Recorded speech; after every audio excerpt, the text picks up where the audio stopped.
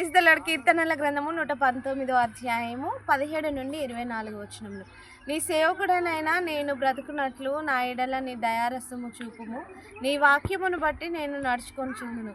నేను నీ ధర్మశాస్త్రమునందు ఆశ్చర్యమైన సంగతులు చూచినట్లు నా కన్నులు తెరువు. నేను భూమి మీద పరదేశినై ఉన్నాను. నీ ఆజ్ఞలను నాకు మరుగు చేయకుము. నీ న్యాయ విధుల మీద నాకు ఎడతెగక ఆశ కలిగి ఉన్నది. దాని చేత నా ప్రాణము క్షీణించుచున్నది. గర్విష్ఠులను నీవు గద్దించుచున్నావు. నీ ఆజ్ఞలను విడిచి తిరుగువారు శాపగ్రస్తులు. నేను నీ శాసనములను అనుసరించుచున్నాను. నా మీదికి రాకుండా నిందను తిరస్కారమును తొలగింపుము. అధికారులు నాకు విరోధముగా సభ తీర్చి మాట్లాడుకొనుచున్నారు. నీ సేవకుడు నీ కట్టడలను ధ్యానించుచుండెను. నీ శాసనములు నాకు సంతోషకరములు. అవి నాకు ఆలోచనకర్తలై ఉన్నవి. Thank you.